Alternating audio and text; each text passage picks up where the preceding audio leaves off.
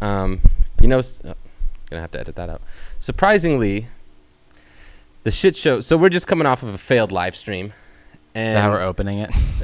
Yeah, might as well be straight up. So real quick, we're gonna do a shot to decompress, but Decompression shot. Cheers to the shit show of our first try. The shot sponsored by Dutch Bros. And cue music.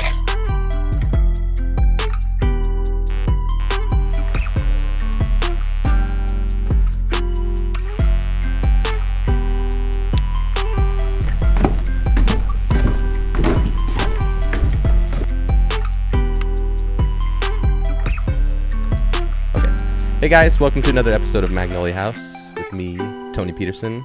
And Alex Fleur back here on the podcast. Yeah. As I am sometimes, most times. Yeah, I think only one without, right? So far. I guess so. No, there's the one with your sister too. Oh, one with my sister, yeah. That was weird. That was pre-really doing it days. That was pre-long table. Oh, it was yeah, it was like panel format. Yeah, and shit video quality, and then the video cut out 3/4 of the way through, which was really a bummer, man. That was actually a very deep episode, and I think that's when people come to me and say they watch the podcast. Surprisingly, a lot of them say that's the one they watched. Really? Yeah, because I had an old friend of mine reach out and say that really moved her, and that it was very open of me to do that. I mean, that was. I mean, honestly, like. Getting your sister to do that was very. She was very vulnerable at that moment. She was very vulnerable. Yeah. And my sister's always honest. She's a very straight up person. And yeah, I'm surprised she was comfortable with being on camera and having a mic, but also she was going through the worst parts of her withdrawals, and so in a lot of pain, very uncomfortable, and very down on herself. And we're still trying to get her to come home and, go through the motions, getting sober and whatnot. But it's hard. Yeah, I haven't checked in with you on that in a while. Yeah. You guys on that spot? I know we're not gonna put this in, but I'm just curious. No, we can put it in. I don't mind. It's weird. We took her to Seattle. I took her to Seattle to try and get her away from her triggers, get her away from the city, because that's how her boyfriend got sober. And she found drugs within the first 8 hours, of us being there, which is like, God, it just shows how a drug addict, if they want drugs, they'll find them anywhere. It's just everywhere. Yeah. Yeah. And it was as simple as her, not many people would do this, but if you're fiending for drugs, she just went door to door. You got drugs, you got drugs, you got drugs, and it worked out. So after we got back, and after a lot of fighting and arguing and screaming and just a lot of not goodness, we told her that was our last straw. We've literally done every fucking thing we can, everything. So we said, from now you're on your own. Don't come home unless you're trying to get sober. You can't see your son, which we've bent the rules on that a lot because she's been. You don't want to keep her from her son, but But we also don't want her son to see her in that state because she's also going to the bathroom and using, and sometimes passing out in the bathroom, and the ambulance get called, or there's needles somewhere. Since you've been to Seattle? No, not since then. Okay. But in the past, that's happened, which is why we try to limit interaction with them. But it's weird. It's had this reverse effect. So we said, we're done trying to force you to get sober. We have open arms when you're ready to come to that point on your own.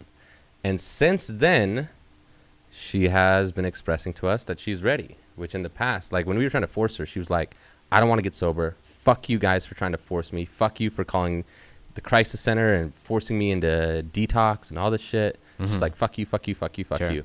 And now she's talking like she's ready, and that she's unhappy with the state she's in, and bad friends, doesn't get to be around the family, doesn't have a steady place to stay, and all this stuff.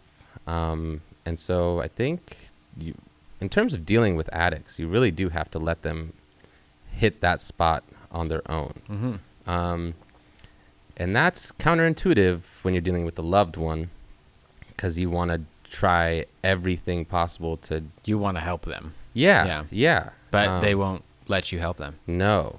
And it's like the Chinese finger trap when you try to like rip it open, and it's only if you like. Yeah. I don't know. Maybe that's a bad analogy. No, I think that's a really good analogy, because I feel like that's, when people, if they don't know the Chinese finger trap, and I experience this with kids, because I, and work with kids, I would get them that. And actually, we made some ourselves. Oh, that's and when kids do that, their instinct is to just pull apart. Yeah. And you really have to like understand that, like, you got to like calmly put it together and like and then pull your fingers relaxed out. Pull it out. Right. Yeah. And that's kind of what we're seeing now. And actually, that's what Tennille said when she came and she was talking about, because Tennille, if you haven't seen our other episode, is the lead administrator of Isabella House, a women's rehab / kind of shelter in Spokane. But that's what she said. She said you kind of have to cut them off as best as you can, but still having the lifeline of love. Right. And just say you're on your own until you're ready to come. And when you are ready to come, we have open arms. Yeah. And I mean, it's what Heidi said too. Yeah. With her family, was just like, it wasn't a little bit of tough love. Yeah. It was just like, they wouldn't accept her calls. Yeah. They weren't letting her in unless she was like doing something about the situation. Yeah. But it's scary as a family member to do that. Because me and my dad talk about it literally every night. We never miss a night talking about her.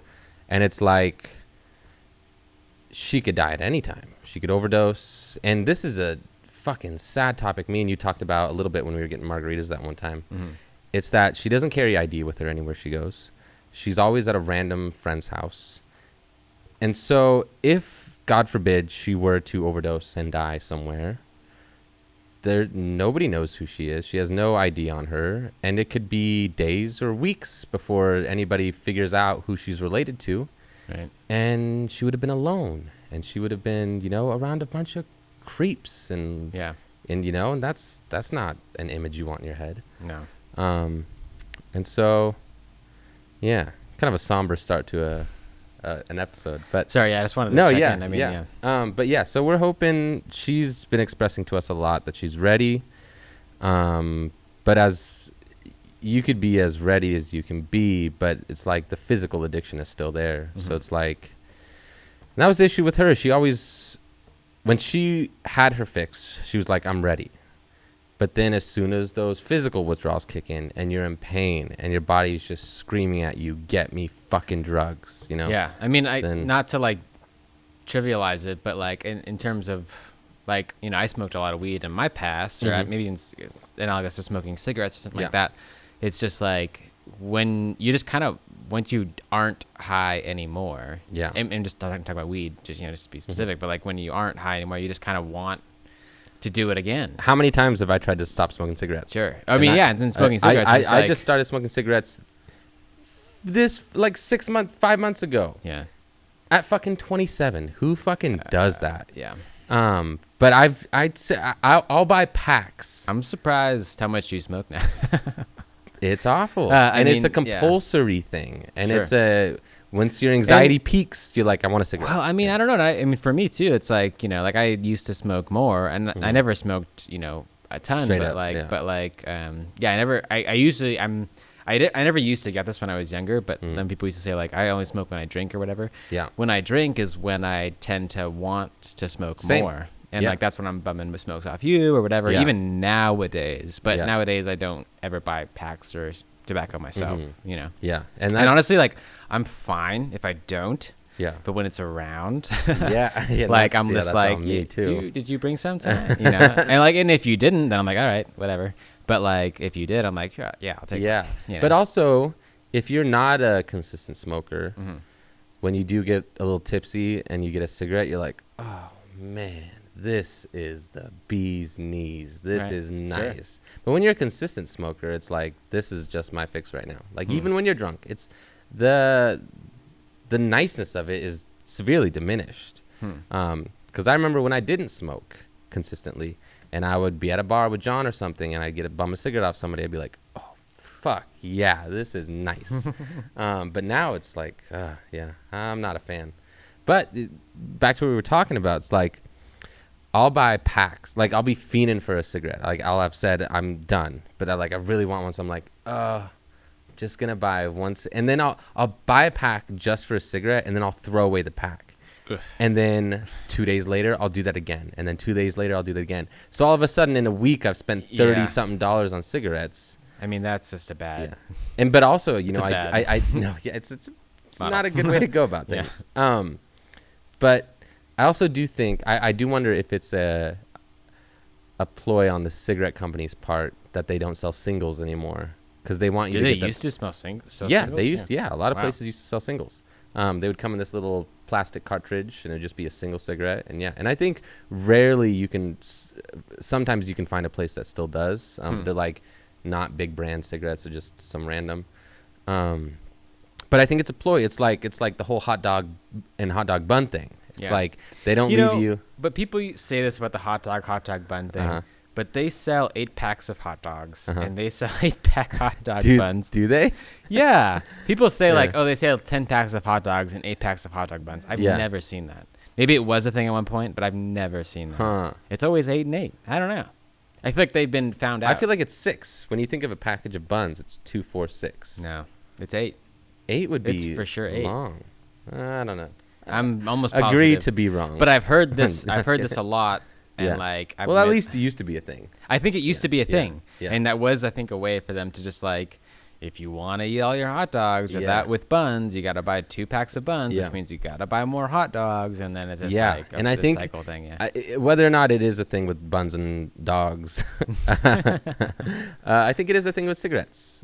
I think, like, especially if you just want a single cigarette, it's like you got to buy a pack. Yeah. And then if you have a pack, well, you might as well smoke them. And then if you're going to smoke all those, you're probably going to get hooked. I think that's all they got now because, I mean, it's like people are wise after the whole truth campaign in the 90s and early 2000s of like smoking is bad for you. Yeah. Everybody knows smoking is bad for you. Kids these days know smoking is bad for you.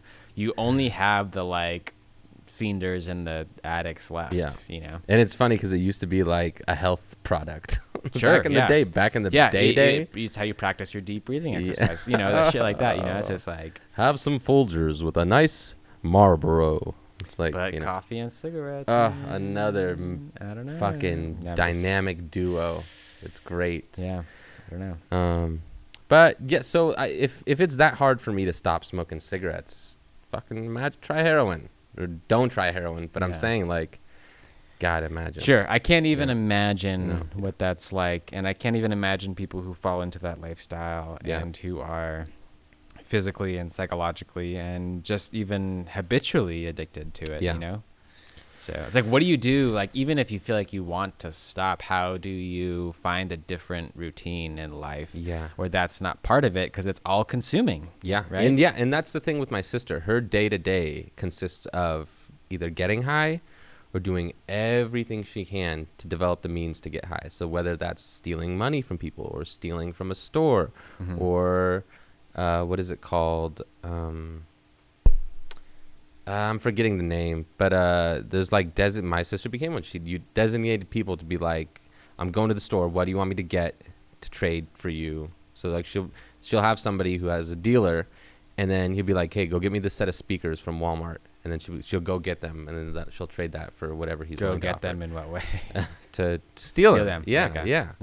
Yeah. And so like her day to day is just doing drugs or doing everything in her power to get drugs. And then when it's time to get sober and you need to remove all of that, you have nothing but free time on your hands, right. And also a lot of that free time is spent in pain.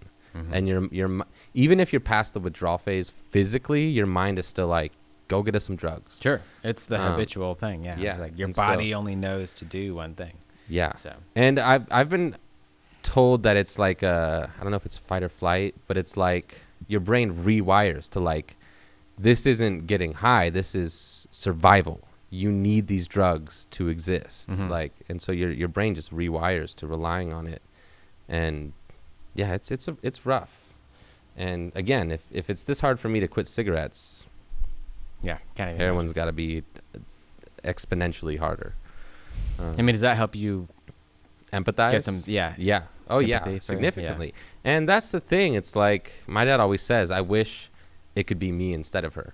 I wish like I could trade places with her because I don't want to see her going through this. You know, I've had that thought with like even just people on the street. I've seen him like, man, that person is going through a rough time. Yeah. Like I wish I could take on some of that burden. Yeah. And I think it was Nietzsche who said like pity doesn't really help. It in fact it like almost demeans the person you're pitying. Yeah. And you should have a frame of mind that empowers them in some way.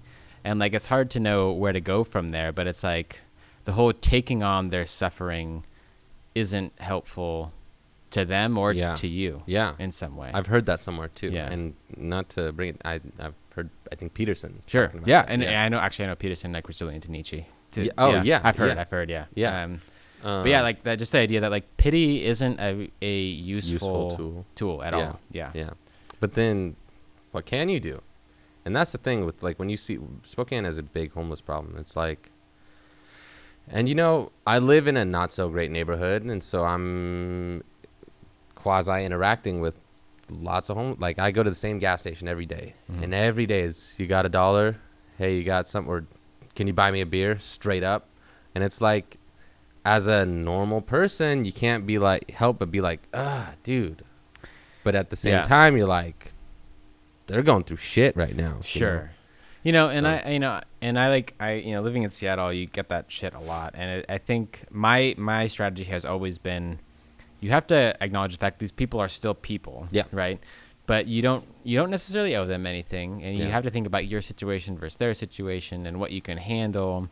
And like, so some people, I think they try and figure out like, well, I can't give everybody everything. Right. And they try and just shut it all out of like, sorry, go ahead. No. I mean, just like, I think some people try and like be like, I can't give everything to everybody. Yeah. So they just stop engaging and they like ignore or like shove aside or even like attempt to like berate the person like or just like compartmentalizing a bit. Yeah. So or just like, like in their mind. Yeah. Like put this person beneath them in some way. Do you remember, do you remember when you first moved to a big city? When I first like moved to like Seattle? Like Seattle, yeah. Yeah, I mean, it was like 2013. I remember when I first moved there, people would be like, you got $1? And I'd be like, oh, maybe.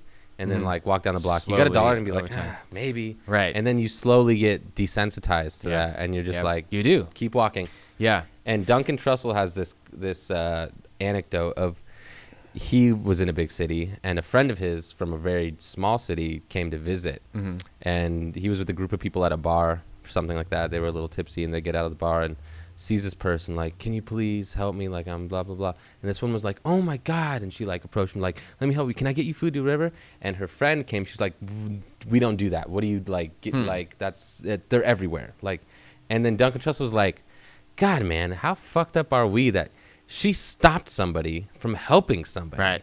And it's like, at one hand, you understand what the friend was kind of getting at in the sense that like, there's a gigantic problem. Like, but at the same time, she's fucking trying to help. Right. And I think, but that's part of that, like, people stop seeing individuals and they start seeing groups, right? So it's like, it's not like he's not a person, he's a homeless guy. Right. Yes. You know? Yeah. And that's the issue that we have as human beings because we for like our mental like sake and like it's our like it helps our processing power to like help like categorize things, right? And I think like in that moment, like it probably wasn't a good move, you know? Yeah. Like if anything, like let the person help, but then I don't know, have a conversation or something. Yeah. But it also sounds like that person has lost sight of the fact that this is an individual. Yeah. And like for my strategy has always been to be like listen to every person, but then be honest about where you're at. And like, you know, my go-to phrase, even though it's a go-to phrase, like, you know, like I say it often is like, I'm sorry, not today. Like I cannot help you today, you know? And like, it's come from, you know, I remember the first time it was in Bellingham actually, and Bellingham is not a big city, but there was a guy wandering downtown and I was kind of downtown doing errands and I ran into him and he's like, can you like, please give me $1? Like I just need some food. And I'm like, yeah, like I got $1. Like here's $1. Yeah. And then literally a few blocks away, I was doing something else and I ran into him again. Yeah. And he came up to me like he'd never seen me before and was I've had that experience many times. Hey man, can I have $1? I'm like, I just gave you $1. Yeah. Like I can't be giving you like all my dollars. Like, and it was like, I mean, I'm not like getting on him about it, but it's just like, I can't do this all day. And then when I moved to Seattle, it was kind of a similar situation, but like I was trying to help a guy who like, you know, he gave me the spiel of like, I need gas to get wherever. And like, just give me, like, I just need like $10 to like fill up my tank. I was like, yeah, like, sure, dude. Like, I'm like, I was living in Shoreline. And did you see him? And then he was later asking somebody else. Yep. And I was like, man, like, shit, like, I can't be doing this. Like, I don't have my needs met. Like, I as much as I want to help people, I can't do it. And like, it just became a case by case thing for me where it's like, it really depends on the person. And like first and foremost, I listen. Like somebody comes up to me, I like stop, I listen. And then I just honestly tell them whether or not I can spare that. And honestly, a lot of it depends on like my mood. Yeah. And like their, like what my read off them and like their situation. You're a better person than me. And because like, I've developed into the person where I just keep walking. But I think that's, you know, it's easy to do that. Right. And the hard part of life is to constantly be engaged and like evaluate on a case by case, like every person you meet. And the thing is, I mean, I feel awful doing that because my siblings were those people, you know? Sure. And it's like, I should be more empathetic. You know, there was this guy on Capitol Hill that like, I didn't get to know him at all, but like I'd seen him around a bunch and he was very clearly not like struggling. I mean, I'm sure he was struggling in the way that maybe you were struggling in life, but like, I have a story for you. After he was not maybe, you know, on the street living or anything like that, but he clearly just went around asking people for money and get money to like buy food and do things. Yeah. But like was not in this like sad state that other folks were. Yeah. And like people would give him money and I was just like, dude, like you're just kind of taking advantage of like, honestly. So there's some people that I feel like settle. Goodwill. Yeah. Or like, and especially where people are more affluent, like they kind of settle into just like giving a few bucks here and there, you know, every once in a while. And he was taking that money and it was just felt like, this is kind of like, I can't, I don't know. It just I have a worse story. There was this video a few years back of this guy and he would bring his wife and his child with him to go panhandle, right? And then somebody stopped him and be like, dude, I know you. I know where you work. You have a job. Wow. And it turns out the guy was making hundreds, if not thousands a month, panhandling on top of his normal job.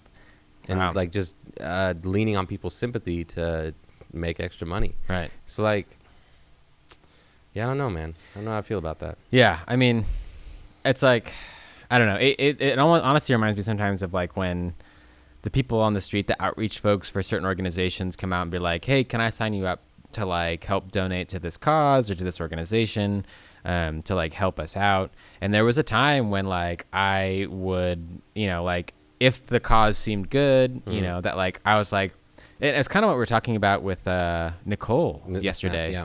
Yeah, it was just like I feel like I'm doing okay. I mean, like I'm not anywhere close to being on the street, even if I'm struggling to like. That's why it's interesting that their program is Live, Learn, Thrive, because I remember back in the day with a guy I look up to, Adam, that I used to work with and was very close to the family. And he's somebody who's very proactive, like always be doing something. And not only that, dude, the guy is a saint to this day. He did landscaping. That was like his career for years, self-employed. And every day on the job site, he'd be like, we have to do something for somebody every day. And so it'd be like whether there's an old lady that, because he became familiar with everybody on the routes or adjacent to the routes that he'd do. So we'd go and mow an old lady's lawn for free or go weed whack or pull weeds or something. But he was always very proactive in life in general, not just his business. And I was expressed to him, I was like, I think in my upbringing, I feel like I've been subconsciously indoctrinated into not knowing how to thrive. Like all of my family is accustomed to just getting by, barely, paycheck to paycheck, doing what you can in the meantime. It's like there's no planning for the future. And even to this day, I still feel like that. It's like I don't know how to thrive. I know how to pay the bills barely. Right. All my bills are usually late. And yet progressing and building, that's not something I'm accustomed to. And there's a lot of in-the-moment sacrifice that you have to do that is hard to do, like setting aside money or working extra hours or all that kind of stuff just to get a little bit ahead. Yeah, and I think this is where it kind of feels like even working class folks have some mind to like be charitable in some way and to help other people, right? They want to help other people. But I just feel like they're not in the place to do that. Yeah. And like, you know, the people who go around, and this is like, so you know, there are other folks that I knew in Seattle who like also experience these outreach folks who are on the street with their clipboards being like, hey, this is the organization I work for and we're trying to fundraise and do this stuff. And like they find it hard to like, oh, I feel so bad whenever I pass these people. Or like, oh, I try and ignore them so they don't talk to me, because if I talk to me, I'll end up giving money to them or stuff like that, you know? And I'm like, here's the deal. Like those people aren't trying to talk to you. Like you're not the person that they're trying to get to, because you don't have expendable income. Yeah. Like they're trying to get to folks with expendable income who aren't using their money for good, like for the greater good.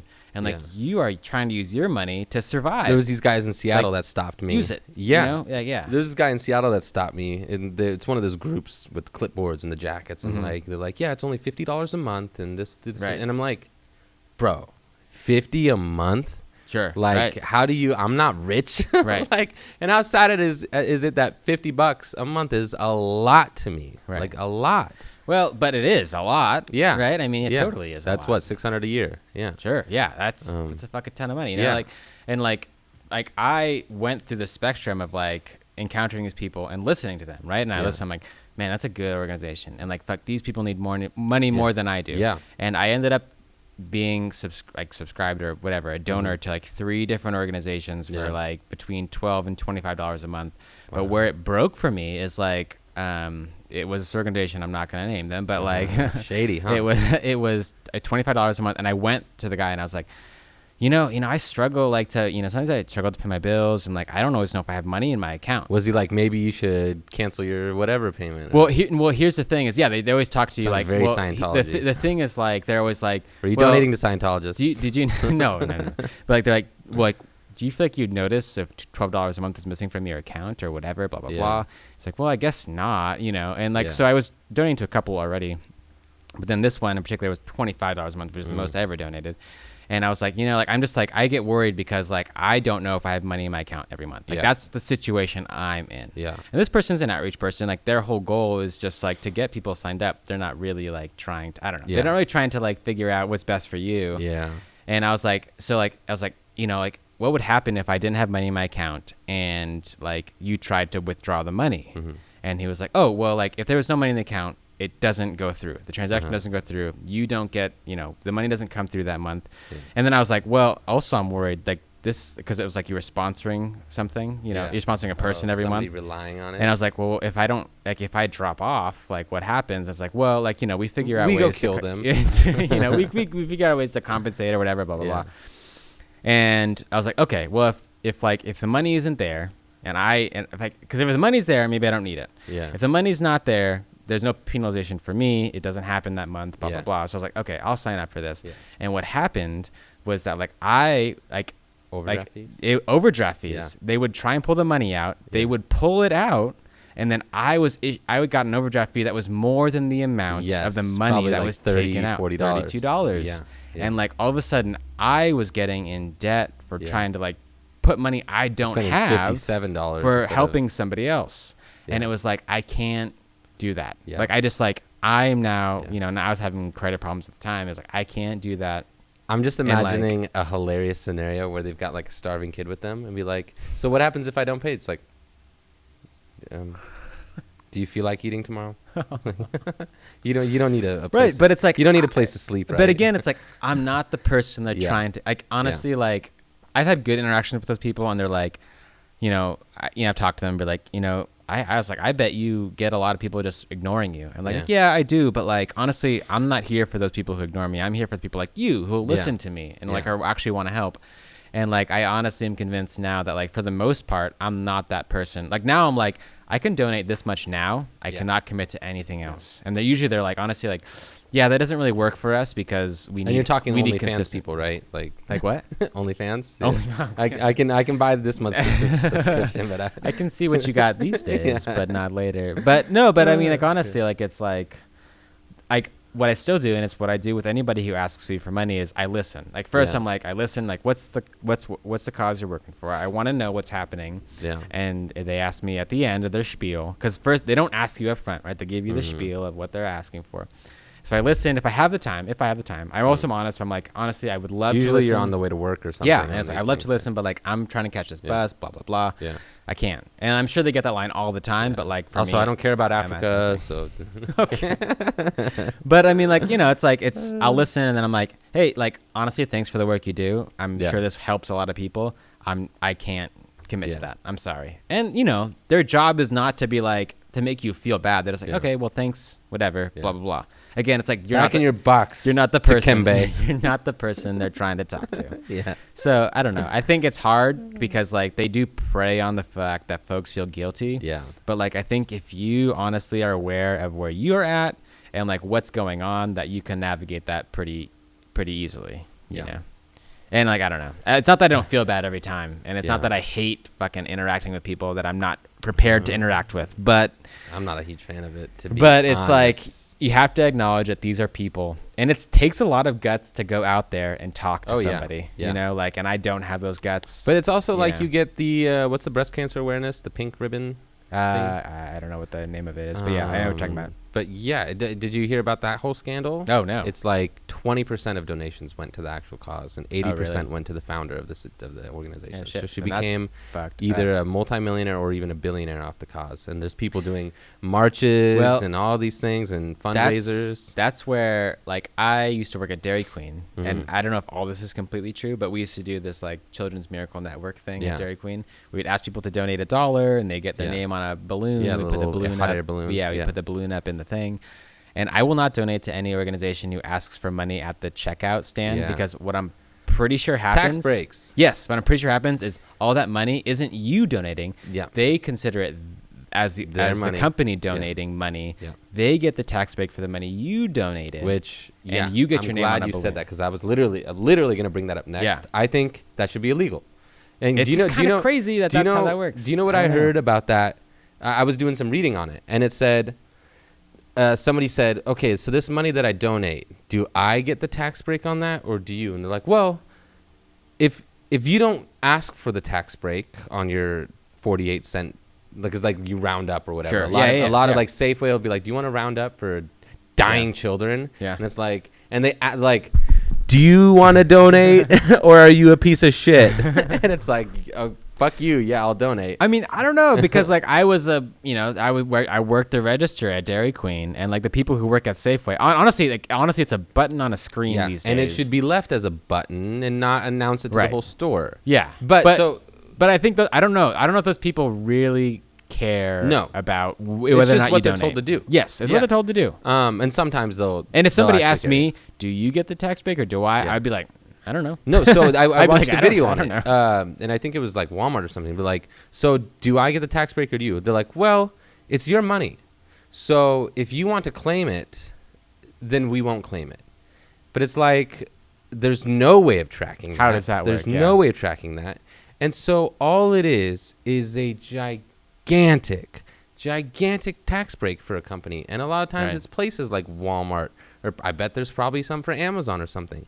And we're just giving fuckboy Bezos a gigantic tax break for which he doesn't even pay already. Yeah. And so, fuck those things. Right. And the thing is, whenever somebody audibly asks, like, do you want to, like, at the fucking general store, when I bought the t-shirt, they're like, do you want to round up for this? And it was 20 cents. I was like, yeah, whatever. But I just want to be like, do you know what you're doing? Like, no, I don't want to fucking donate because it's just a tax break. And then at the same time, you're like, well, the money, if it's actually going to this organization. It is helping. Right. But it's also hurting. It's like, I mean, I don't know if it's hurting. It's just like, well, no, it's not hurting, but they're just passing along. They're just like, it's giving these corporate fuckboys a break. Yeah. And, the argument is that, like, they're actually raising the money, but they're not doing any effort to raise the money. You know what I want to know? It's zero effort. Yeah. And actually, no, there is effort on their part because they know there's a stark benefit to it. There's like, we'll get this tax break. Right. But I want to see what would happen if there was a law where like the company doesn't get the tax break. Mm-hmm. How many of those corporations would remove that from their operations? Like, when I was in high school, we had this debate. We had this debate in our English class, and it was like I was never the person to like talk in English or any class really. Yeah.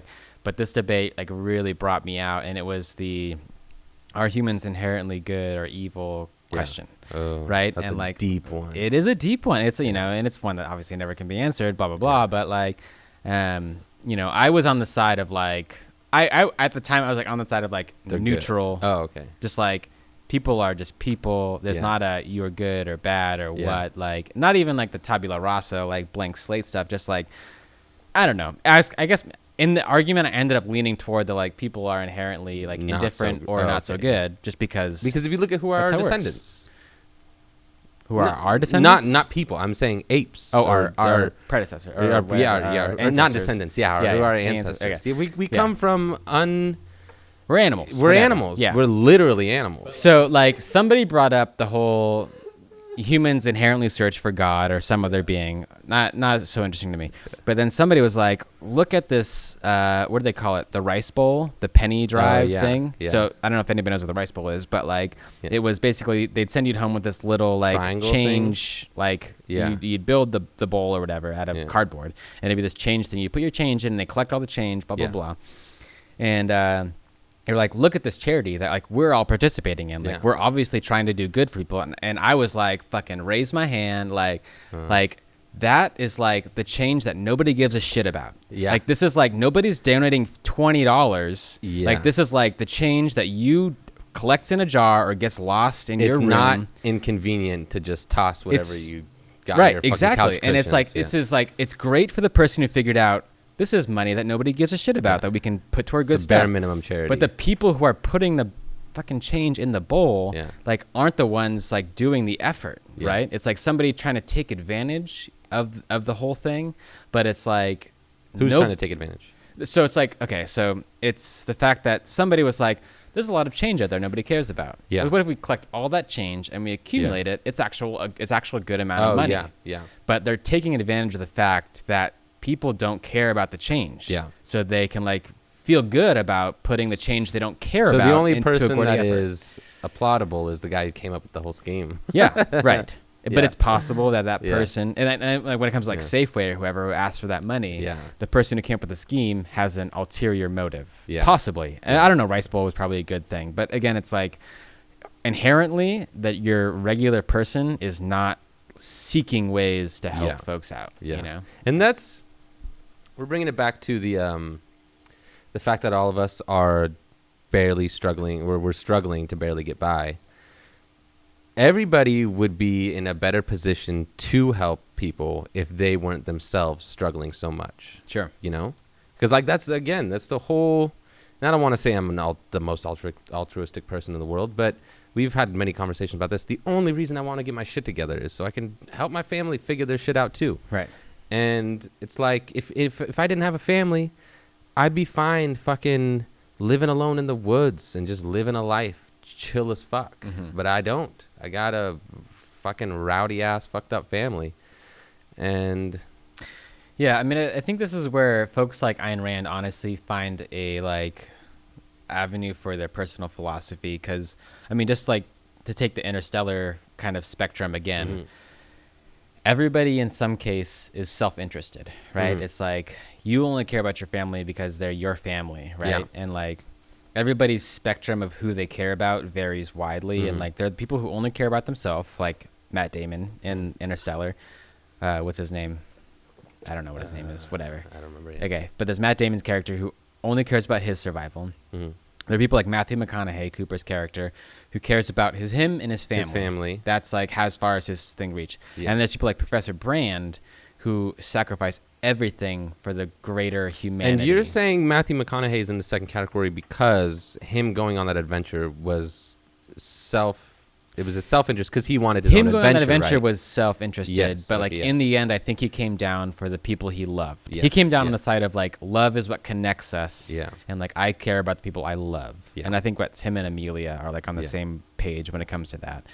And I think there's like the radical folks like the Matthew McConaughey or Matt Damon's character, who like really only cares about themselves. And I think people understand that, the self-interest of themselves. But do you think he was originally like that, or do you think it transformed him, that experience? Because he was probably a fairly... I think when they talk about, Amelia even says like he was the best of us. I think in the beginning he wanted to be this hero for everybody. But was she talking about him or her lover?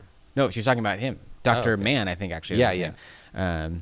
And she was like, he was the best of us. Like he, like all these people who went out to look at their planets, like they knew they might not come back. Yeah. Right. And I think like Mike Damon says, like, I never even considered. That idea is out there that you might not come back and you might just be going to a desolate world. But he says, I never even considered the fact that my planet wasn't the one. Yeah. And when he's confronted with that, I think he said, I never really considered. Sure. Yeah. Which is a minor. But he's confronted with like when he gets there and he realizes his planet is desolate. He's like, that's the end. But also, there's nobody coming to save me. He says in the movie, I tried to keep it together, but he's like, that button. I knew that there's a button that I could. If I press that button, someone would come save me. Yeah, right. And he said he held off, and that's why I don't hate the guy. I don't hate that character. No, I think people can understand that. People understand that self-interested preservation thing. Yeah. And for someone like him, Jack could have pushed Rose off. It's very much. I know if I push this bitch. Titanic is a whole other thing. We talked about how Titanic. You have a very different view of Titanic, but like, I think that like people understand that drive, and when confronted with a situation, it wasn't just his because he had a sense that he was doing a greater good for everybody, but I think it was all through the focus of him being the hero for everybody. And once that was like really put in stark contrast, that he wasn't. And it was clear that he wasn't that person. But I think that Matthew McConaughey is the kind of person who would sacrifice himself to do any good and I think like he had the same problem where like he wanted to be the explorer and like help humanity. When it came down to it, it was all about his family. Yeah, it was all about the people he loved, and he would give his life for his daughter possibly surviving, or whatever. And then there's folks like Professor Brand who like had the terrible decision of like, there's no way I can save everybody here. Yeah, there's a possibility I can save humanity as a whole, and like I'm going to like do that and be the villain in my own story. And he went to the grave believing that he was the villain, in a certain way. And like that's the spectrum of like who your broad, like self-interested, like your self-interest. And Ayn Rand even says this, your self-interest can extend to other people, but it's still self-interest. Well, that's, the wise Phoebe from Friends said there's no such thing. Do you remember that episode? I don't, but I don't know what you're going to say. She was saying basically there's no such thing as altruism. Like every action there is a lie. That's a very like real stance people have. Yeah. She was saying like there's no such thing as a good deed that isn't self-serving. Like everything you do, even if it's like you give somebody food or something, it's to make yourself feel better about yourself. Right. And it's like they went through this whole episode of a chain like, well, I'm doing this. And they're like, okay, you're doing that to prove the point, which is going to make you win, which is like this. Right. And it's like, I'm raising money for this. And it's like, okay, that makes you feel better about yourself. And it's like, there's this whole line. And I don't know what the ending was, but. Sure. And I've thought about that myself too. But when I thought about that myself, I come to the fact of like. What's wrong with that? Well, isn't it kind of great or interesting that like humans have developed social connections enough to the point where somehow helping somebody else is beneficial to you. Yeah. Like, I mean, if self-interest is the only way, and I think it is a very like libertarian Ayn Rand sort of thinking of like, isn't it great how you can help other people by helping yourself? Yeah.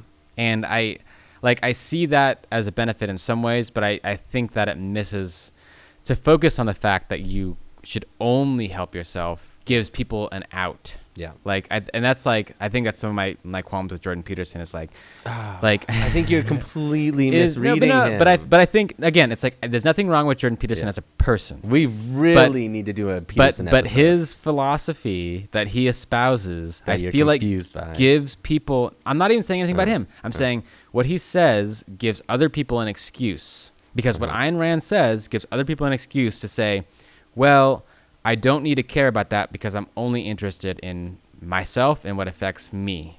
And I can come up with reasons why this doesn't affect me, so I don't have to give a shit about that. Like, it's like, you're not doing enough to help yourself, so that is your problem. And that's, I feel like, was what the issue is, because it denies... I don't like how you group Ayn Rand and Peterson. Denies the interconnectedness. I mean, maybe it's just me. I don't know. It's just... I have thought through libertarian thought, and I feel libertarianism is a very useful... And it's a very important voice, especially in American thinking, because we are a very individualist country. I just don't think that it should be like the ideal for who we are or how anybody is. Yeah. But it's an important like thing to like think about, you know. But I think his point is more so you're less likely to have the ability to help others if your situation is a mess, and also you could likely do more damage than good if you're not aware of your own situation, your capabilities. So it's like, it's like the don't go help somebody unless you really. It's like if somebody's in an accident and you try to move them and it like permanently damages their spine because you didn't know what you were doing. Then versus a paramedic who's like, don't fucking touch him. We're going to find a way to get him on a stretcher and move his body properly so that it doesn't cause permanent. That's a real situation that applies to real life. It's like if you want to go take in a homeless person off the street, it's like you better know what you're doing and have the means to properly, help them detox, help them work through their mental struggles, help them do all that stuff. Otherwise, you could just fuck them up more. Do you feel like there are a lot of Jordan Peterson acolytes who like are trying to solve the homelessness problem though?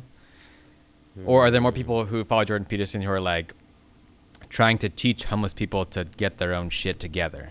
I think like that's where it's like, I think we talked about last time where it was like his message is supposed to be focused or not focused, but it's supposed to be applicable to the worst situation. Yeah.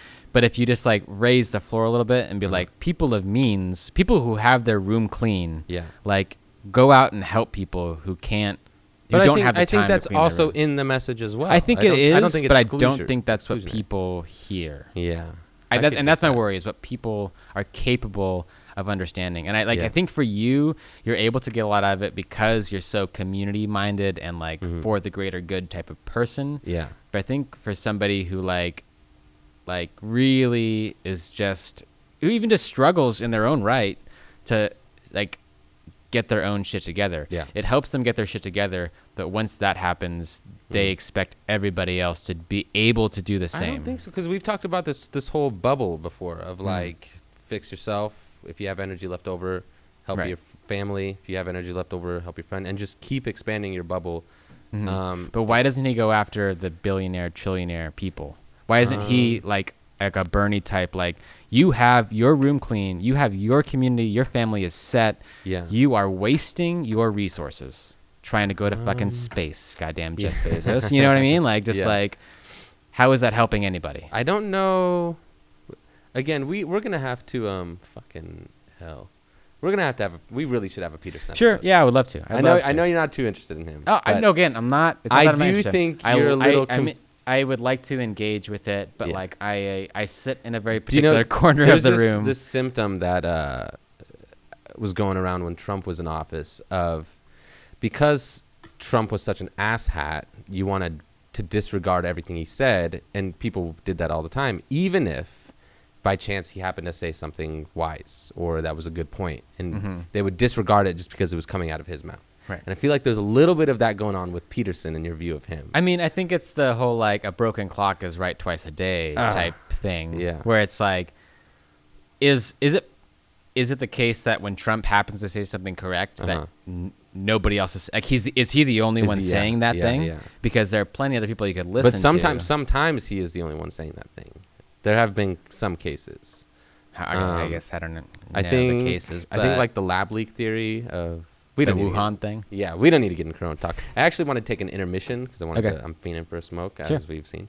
And we can do another shot. Yeah. Is that good? Yeah, we can come back and talk about maybe something else. Let's about horoscopes. Take a break. I would love to talk about astrology. Astrology and possibly the non-existence of Jesus Christ, because we all agree that he never It's just existed. topical for us right now. So We'll be back. Okay.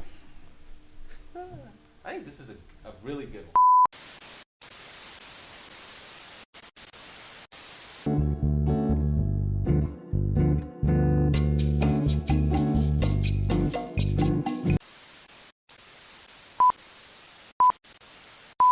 We're back. We're taking a shot. Those are not the.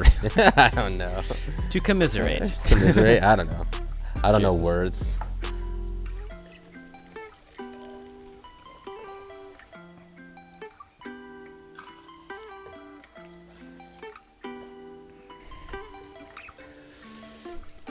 All right. Well, before we were talking about Jordan Peterson. Yeah, but I think we want to get into astrology. The dirty word of astrology. Is it a dirty word? Because honestly, so Peterson fancies himself as a Jungian, even an Nietzschean, and Jung was very interested in astrology. But also, how long ago did Jung live?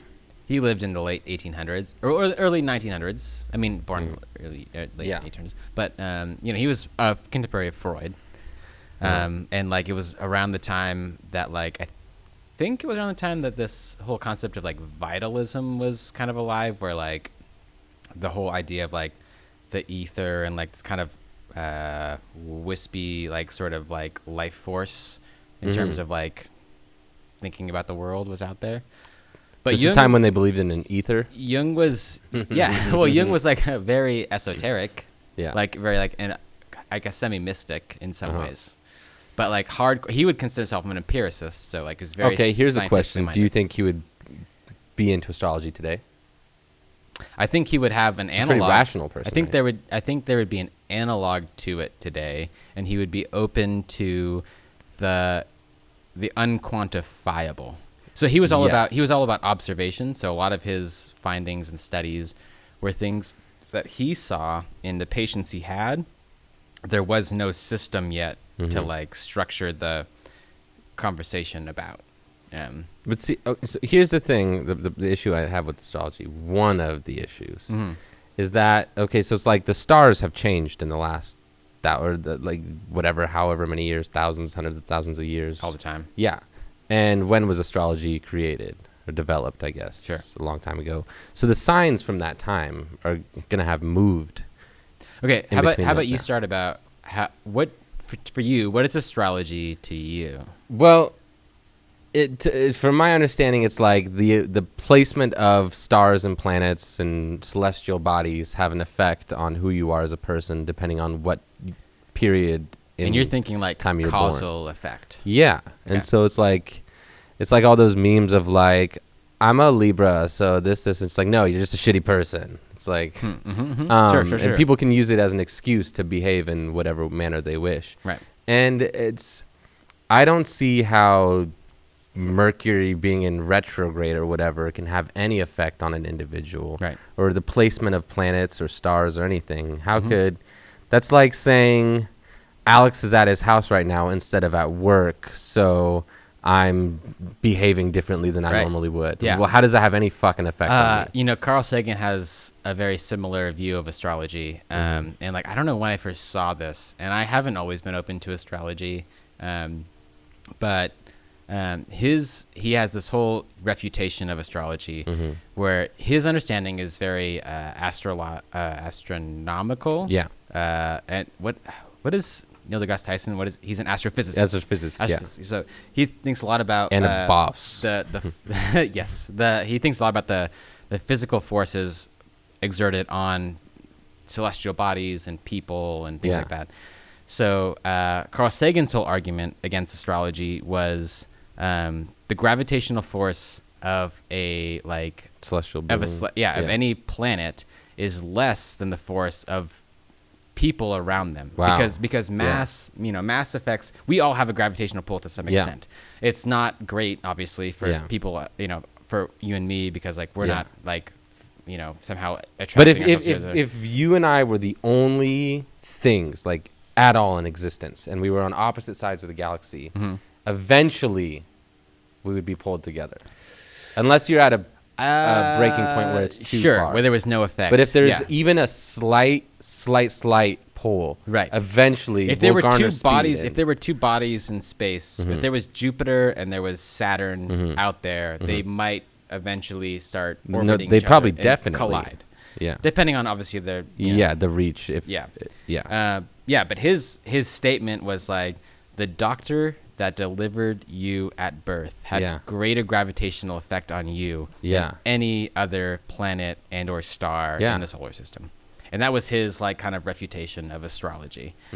And I mean, I opened up myself to astrology when I got into like understanding temperaments, psychological temperaments of people, and understanding it as just a language by which we can describe how people are different temperamentally.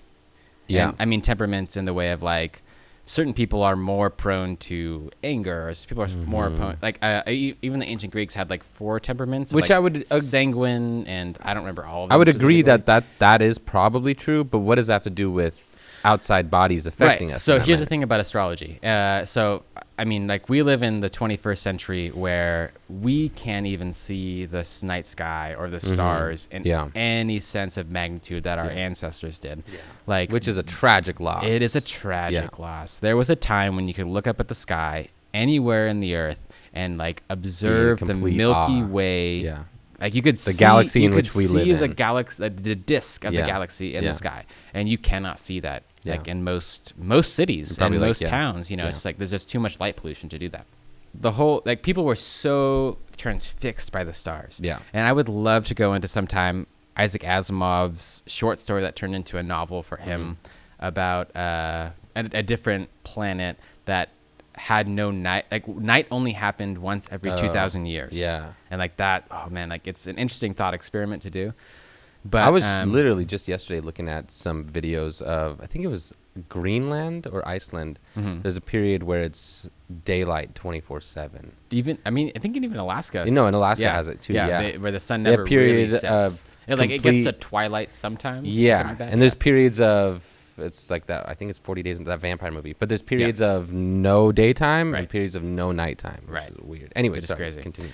So like you know, our ancestors were so transfixed on the stars. Yeah. And if you think of the stars as a celestial clock at a time when clocks weren't like a thing, you know, really. Well, we probably based time today off of our that's how we rising and I think that's like, folks like Jung and other folks who look at our history think about the fact that we forged our way of talking about things and thinking about things in a time where we didn't have the tools and instruments that we have now, and that impacted the way we think about things.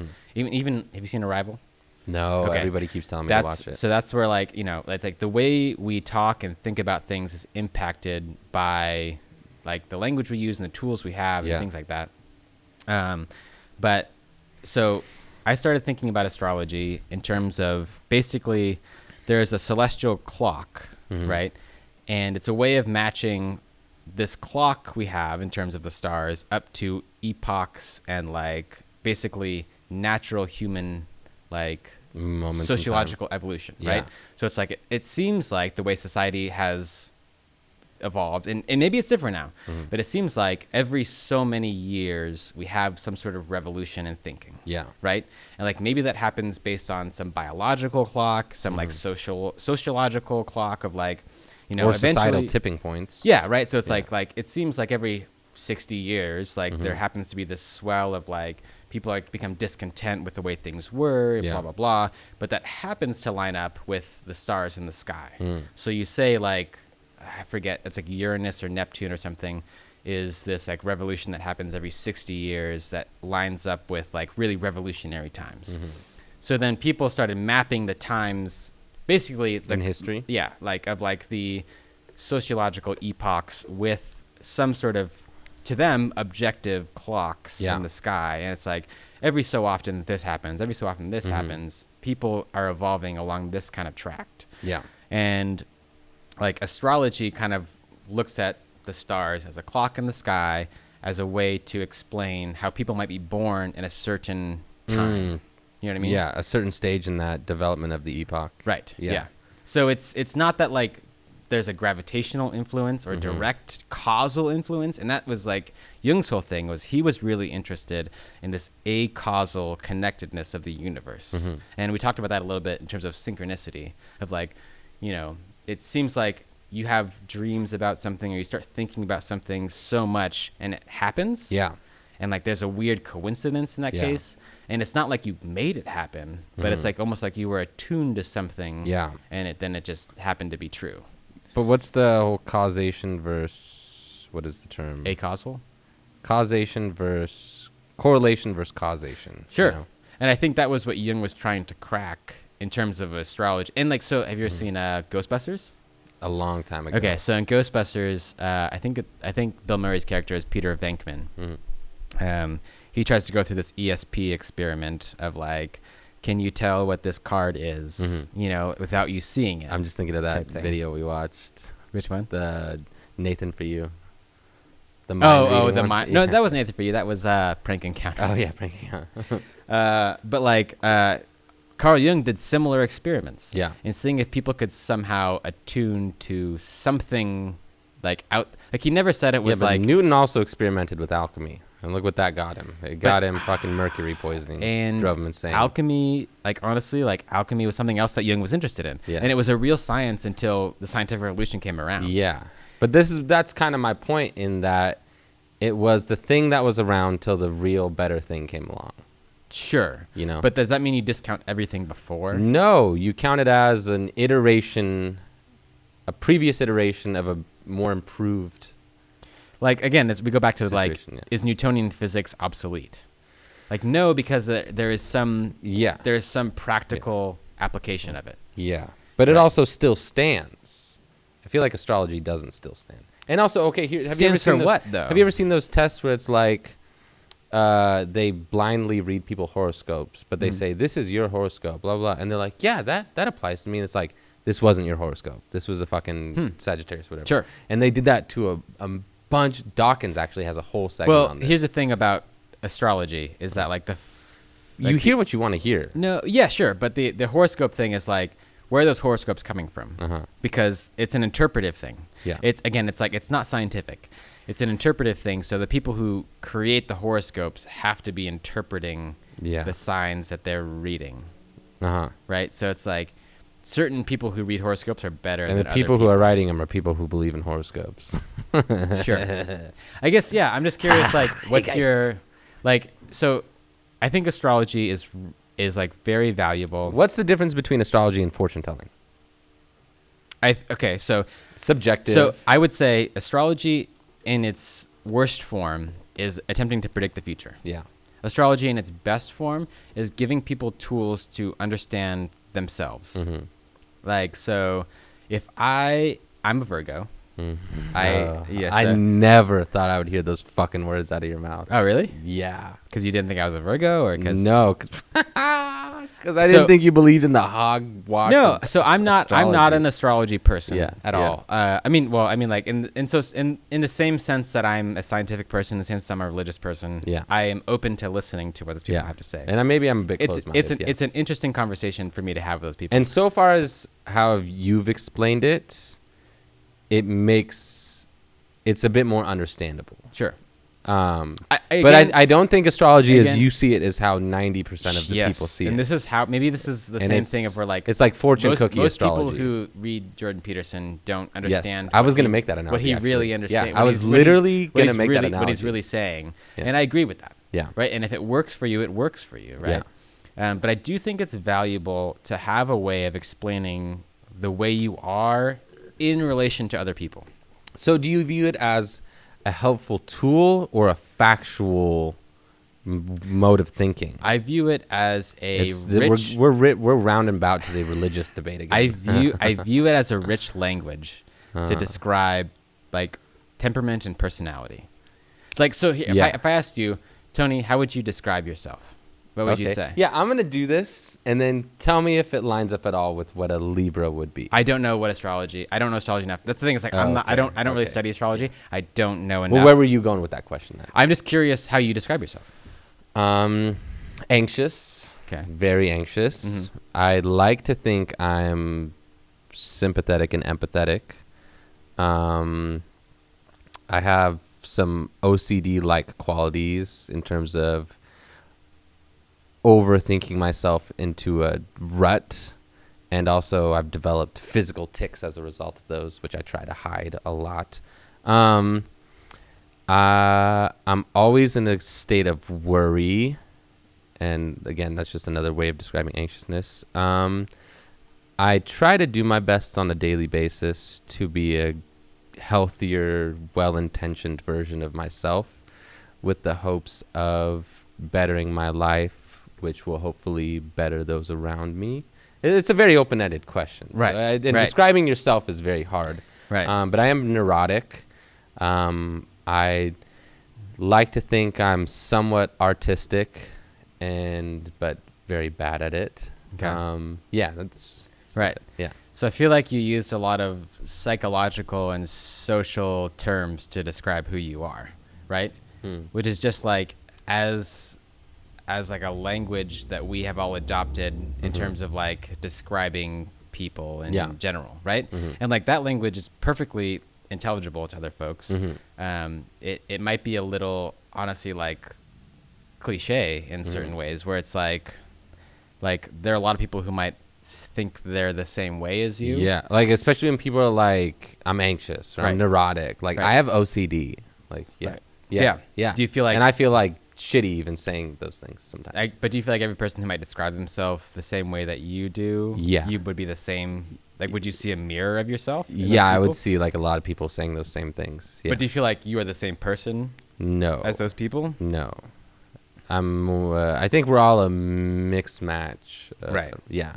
So like, I personally like, as I would consider myself a Jungian of sorts. Well, I mean, only in the terms of like he tried to describe personalities and he had his own system. Of like personality kind of typing, but like, I would say that like the way you're describing yourself is the way a lot of people might describe themselves, but it only gets at the way you kind of like express yourself, or like you maybe like you seem to yourself or express yourself outwards. Like that's how people tend to describe themselves, is like, what do I feel a lot of the time, or how do people see me a lot of the time? Or like, what is my use in the world? Have you ever seen Anger Management with 1,000 times? And Adam I actually Sandler? Just watched it last month with my dad. And we watch it about once or twice a year. Jack Nicholson. Yeah. He asks him like, who are you? Yeah. Right? Isn't he? And he's like, he gives his name. And he's like, no, I didn't ask what your name is. I'm Yeah. asking, who are you? And he's I don't fucking know. That's what he says. Yeah. yeah. And it's like, it's that same question. I of said like, over easy. I love that line.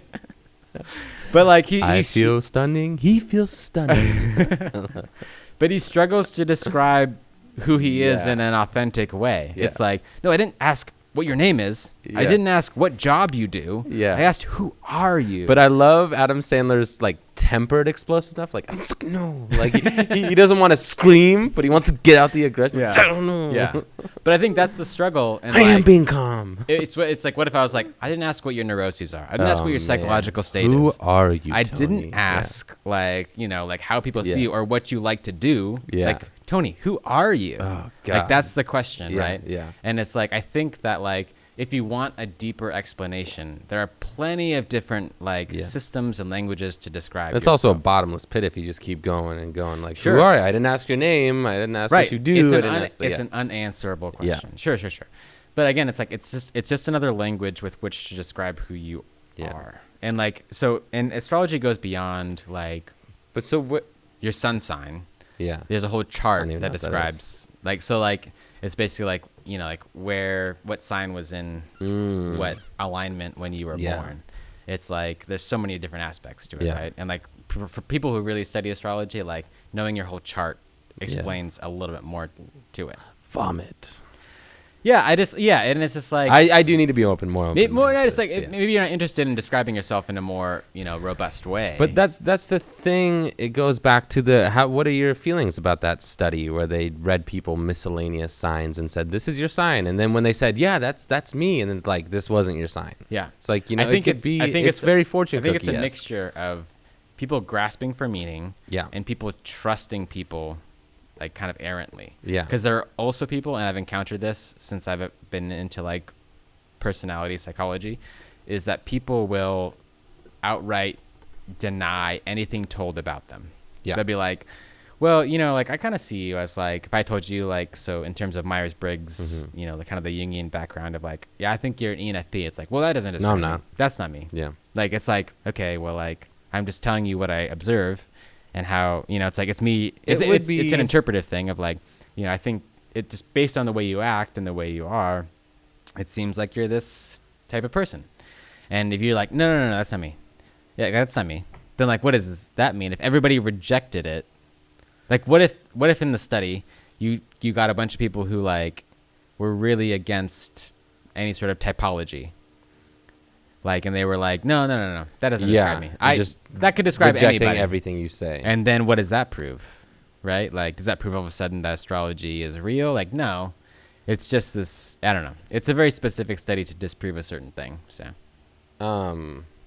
it'd be interesting to see what your thoughts are on Peterson's big 5 personality traits are. But it's another personality. Typology. Yeah. Openness to experience, conscientiousness, extroversion, agreeableness, neuroticism. And I don't know if he per se developed these, but I think he might have. Or maybe he didn't. I don't know. I wish there was a thing that ran through them all. I don't know if this is exactly interesting for the viewers, but I mean, he talks a lot about how it's replaced the Myers-Briggs. Here's what I say to people who are very skeptical. There's 2 things I say. So the one typology everybody seems to be okay with these days, at least in America. I don't know how it works abroad, but like everybody seems to be okay with the type A, type B typology. So like if I said to you, do you feel like you're type A or type B? Do you know what that means? No. Okay, so type A people are like very like strict. They want to like keep everything to a schedule. They're like a little bit anxious all the time. They like want to make sure everything's kind of nailed down and like really like on edge. Right now I'm leaning towards that, but I want to know what type B is. Type B is like the laid back. Honestly, I would say you're type B, but like laid back. But did I prove to be type B at the start of the live stream? Honestly, I would say you proved to be type B because you didn't worry about it until things went wrong. Like you weren't like, okay, we got to make sure everything's right. We got to make sure everything's going. We got to make sure like what happens if this happens? What happens if this happens? Okay. When are we going to start? Yeah. What's the schedule? Like how long are we going for? What are we going to do? Like they're the people who create itineraries. Yes. I'm very much not that. And there's folks who don't create itineraries. Yeah. Can you be in the middle? They're considered type B. Of course there's a spectrum. Okay, yeah. Of course there's a spectrum. I feel like I'm B leaning, but sure.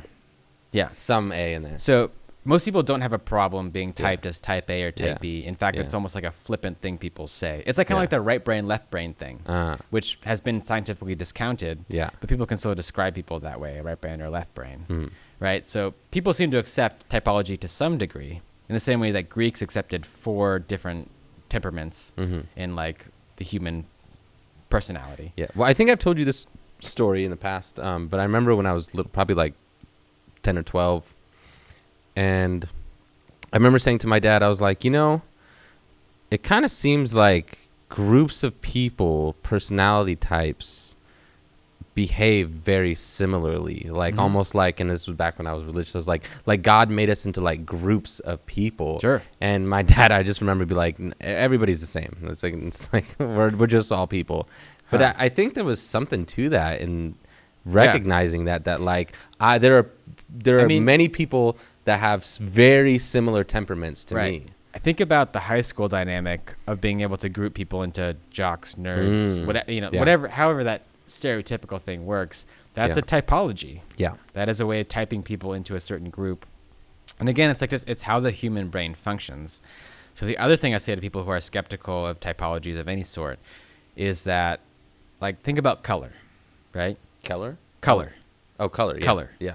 There is an infinite amount of different colors, right? Like, like there's not only spectrum. You could stretch out the spectrum. Yeah. And not only that, there's a beyond the spectrum we can see, blah, blah, blah. Like no 2 blues Infrared are ever the same. Yeah. And not only are no 2 blues the same, it depends on the lighting, it depends on the conditions, whatever you're seeing it on top of. Physical tool, your eye versus my eye that's viewing it. Yeah. Right. It could be as close to the exact same. Right. Or we could be looking at the exact same blue. Right. Like a strip of blue.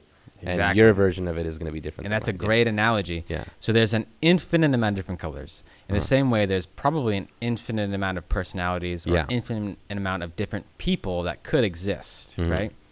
But we have no problem in saying these colors are red. Yeah. Mostly. Yeah. You know, like, of course, there's borderline cases. Yeah. These colors are blue. These colors are basically yellow. Yeah. Like, we have no problem grouping them into like groups, right? So it's like, why do we have that same issue? And honestly, I think the issue is that like people don't like to be told who they are. Of course they don't. Yeah. Nobody does. But like, how do you describe who you are then, right? It's like, do you identify with this group of people more, or it's usually in relation? Are you a more bluish person or a more reddish person? Right? It's like, even if you acknowledge that there is an infinite amount, like, you are an individual. Nobody is like Tony Peterson, the person sitting before me right now. Nobody is like that person. I'm not saying anybody is like you. I'm saying that like, you're kind of like this set of people. Yeah. Like, you have more in common with this set of people. But where does the moon's placement come into that? Again, the astrology thing is just a rich language with which to talk about that sort of thing. And like, if you're using it again, if you're using it as a tool rather than factual information to base your life on, I think there's a big difference in that. Yeah, and I think folks who like think it's a science are like, don't really understand what's being said. Yeah. I mean, I would say that personally. But I would say that the type of people, the percentage of people that look at astrology the way you do is probably in the like 3%. Sure. Yeah. I agree with that too. But I think that like, I mean, I worked with a kid at the group home I worked at who, like, while I was there, kind of really got into astrology. And it was really an avenue with which to talk about how he behaved, and understand how himself. He acted, and how he was different from other people. Yeah. And like, there was no other way, because like, he'd heard all of the, like he kind of typed himself as like a troublemaker. He typed himself as like somebody who causes problems, who nobody likes, you know, this kind of thing. The way you speak to yourself. Right. Yeah. Speak about yourself. And like, the greatest thing I found when I like, did you let a 8-year-old coerce you into believing in astrology? No, I'm kidding. But like, the thing I found when I started trying to find a language to how to describe myself was a complete piece of knowing that like, I'm different from most people. Yeah. And like, I'm just as valid as like a person as anybody else. Like, I am the way I am. And I don't have to be like anybody else, because like, I'm just a different temperament. Yeah. I have a different temperament. It's part of who I am physically, psychologically, biologically. And that makes it okay to be who I am. Yeah. And I think the struggle with anybody, and what I told this kid was like, you know, people tell you that he was a Gemini. People tell you that Geminis are two-faced. You know, there's something wrong with Geminis. I think Kendrick's a Gemini. Is he? I don't know. I know he's an ISFJ, but like, But okay, so that's a good question. When you look at the Myers-Briggs, can you make a connection between Myers-Briggs personality typing and horoscope astrology? I think they all have a different frame, and like, from what I've understood between the two is that Myers-Briggs is more of a Gemini personality type thing. Kendrick.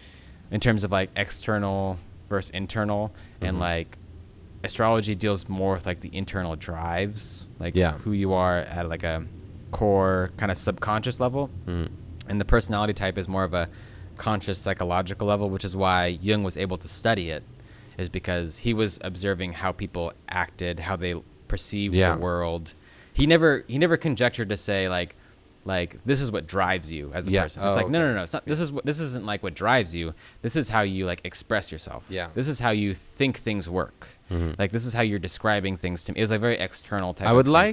We should probably close it out in a little bit. Sure. But I would like to just do a quick run through. Sorry if this isn't interesting, guys. Dad. But okay, so Big Five. Have you heard about the Big Fives? That's what they call them. I haven't. Okay, so there's a list and then there's a quick run through of these. So let's just go through. So, conscientiousness, impulsive, disorganized versus disciplined, careful. Agreeableness, suspicious, uncooperative versus trusting, helpful. Neuroticism, calm, confident versus... So this is describing the spectrums, I'm assuming. Sure. Right? Yeah. So the opposite ends of each spectrum. 5 different, like, basically metrics by which to... Yeah. Yeah. So neuroticism, calm, confident versus anxious, pessimistic. Openness to experience, Prefers routine, practical versus imaginative and spontaneous. Extroversion, reserved, thoughtful versus sociable and fun-loving. And we should take both the Myers-Briggs and the Big Five and see if there's any matchup. Again, it's an interpretation thing, though. So the test you take might vary what you score. So should we look at this with the... So conscientiousness describes a person's ability to regulate their impulse control in order to engage in goal-directed behaviors. It measures elements such as control, inhibition, and persistency of behavior. Yeah, this is a lot to go through. Sure. I guess, like, do you feel like this is describing something useful? I haven't done the test or anything like that, so I haven't really gone through it. Right. But Peterson claims that it is more accurate and of use than Myers-Briggs. And I don't know. That's yet to be. I guess it depends on what your use is. I think that's the whole question is like, what are you trying to describe? And also, if you choose to believe this, that could direct your way of seeing yourself and could influence how you are. You know? And that's like taking on any sort of philosophy. And like, I've really been interested lately into the narratives people tell about themselves and seeing kids at a very young age start to create. It's like you were describing that child who views himself as... Right. If you create a narrative about who you are and it happens really young and you start to believe that's who you are, that impacts how your entire life will go. Just based on how you perceive yourself, which is based off of how other people see who you are. Yeah. That's why self-talk is so important. Like the way you speak about yourself and the way you view yourself, because you could really propel yourself into different sides of where your life could be. Totally. And that's what I'm bad about. It's like, I think we've talked about in previous episodes, like, would you talk to a friend the way you talk to yourself? And a lot of myself is like negative talk to myself, like I'm a loser, I'm a deadbeat, I'm bad at art, I'm bad at everything I do, like I suck and all this stuff. It's like, would you ever tell your friend all of those things, like you suck, some you're people shitty would. But I mean, but if they're your real friend, I don't think you do that. I guess not a very true friend, but so I think what I was saying, and what maybe connects it to this, is that the whole thought behind astrology for me, and toward even like the Jungian conception of the personality, is this like accepting who you are. So with that kid, it was like, you're a Gemini, and like for him. But what if who you? Sorry to interrupt you. What if who you think you are is something negative, like that kid? And what if his accepting, I'm just a piece of shit, you know? But no, here's the thing: is like, I don't think astrology ever describes, as much as people hate Scorpios. That's another thing. There's no negative. Like if you're a Libra, you're an asshole. Like, right. Well, here's the thing: is like, I think people generally think of Scorpios as negative. Or people generally think of Geminis as negative. But I think if you really looked at how the archetype is described, there is no inherently negative aspect to it. Yeah. Right? So I told that kid, I was like, you know, people say all this shit about Geminis, how they're two-faced, blah, blah, blah, how they cause problems, they're mischievous, X, Y, Z. You know, Loki is a mischievous archetype of sorts. If you accept the god of mischief. if you accept who you are, and that's the whole thing of like our archetypes in history. That's mythologically exactly speaking what we're talking about. In terms of Loki's view of himself, he's like, well, I'm have to. It's in my nature to be this. I'm the god of mischief. Not to say I know anything about Hinduism, but Shiva, the god of destruction, is also a creative force in the world. Again, maybe I'm misquoting everything. I don't know, but like it's that accepting that if we honestly view this as a valid like mode of being, if we accept this as a force in the world, we have to accept it as necessary. And if something is necessary, it's vital to every other aspect. It's like an ecosystem, right? So the decay is important for regrowth, X, Y, Z, blah, blah, blah. So if we accept astrology or Myers-Briggs as a holistic system in whatever scope it proposes to be, like, then like you as a Gemini, like maybe there's a two-faced mischievous aspect to it. Is this what you were telling the kid? To him I was just saying like you see this as completely negative. Like you see yourself as a completely negative. You think people think this about you. Like your struggle in life is to come to terms, because like for him, that was the language he was using. Yeah. You have to come to terms with the fact that this is who you are. Yeah. And he was always saying like, I wish I was this. I wish I was that. And it's like, if this is what you believe, like you have to be okay with that, because like whatever you are is who you are. And like, you need to be that and be okay with it, because there is no alternative. Yeah. There is no going back in time and being born at a different time, being a different person, living a different life, like experiencing different trauma or avoiding trauma in your life. Like you have to grow through that and find how it serves you, or like in the, you know, mental health way of like learning to live with it and like giving it what it needs to be a positive, or just like a self, like able to like contain itself in some way.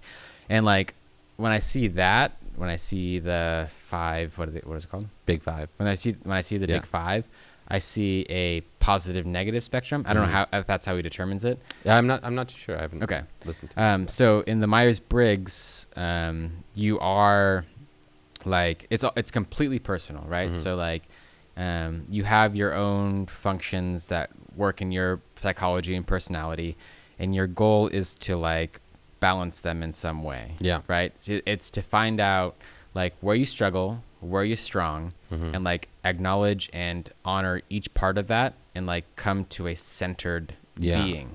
Yeah. And I think what like is, again, I don't know anything about it, but like what I would be very when hesitant I hear to Peterson accept, talk about it, I don't think on that spectrum he's describing either one as inherently positive or negative. Sure. Okay. Yeah. I mean, it just seems like people might say it's better to be conscientious than or, better to be confident than to be anxious. Yeah. Yeah. And I get how that might help you in life, but like some people are just naturally anxious people. Yeah. Like chemically, psychologically. But that like, can also be a positive. It can be, for sure. And I don't know how that works. I'm always hesitant to accept a positive negative spectrum. Yeah. And I'm always in like more attuned to a validation of everybody and a strive for everybody to, on their own terms, become more whole in some way. You know, it's you should really, I know I've pushed it on you before, but you really should watch Evangelion. Oh yeah. I really do. The last scene in the last episode is a fucking psychedelic, ego-crushing mushroom trip. Okay. It's dark and beautiful and hopeful all in one. Sure. And terrifying. But one of the key things I took away from it is that, and you were talking about how other people supposedly see you influences how you see yourself and all this stuff. Oh, totally. And one of the key takeaways from that, because they go in this mind-melding situation where everybody becomes one being, and we can get an insight into how everybody's interacting, seeing themselves, seeing each other, seeing how people and basically what he was saying is that all the things, this is only a portion of it, but he's like, all the things that you supposedly hate about yourself and that you think other people hate you for, it's like you're projecting that onto them. And so it's like, this person hates me for this reason. It's like, that person probably is indifferent about that certain topic. Right. Do you hate yourself for that reason? Yeah, for sure. Yeah, for sure. And that was a huge takeaway. It's how you're projecting your own way of describing yourself onto others and developing insecurities about that and all that stuff. It's a fucking deep trip of a show. It's beautiful, not only aesthetically but philosophically and emotionally. Yes. Well, I gotta get on it. Yeah. That was our episode. Thanks for joining us. Yeah. After post-disaster. Yeah. But it's all we got. Yeah. Living is all we got. Chance the Rapper quote. Anyway, thanks, guys. I thought his music is all we got. Oh, yeah. I think there's a part where Kanye says, living is all we got, so might as well give it all we got. Oh. I could be wrong, but it could be music is all we got, too, though. Okay. Well, thanks, y'all. Wacky ending. We'll see you next live stream. If there is.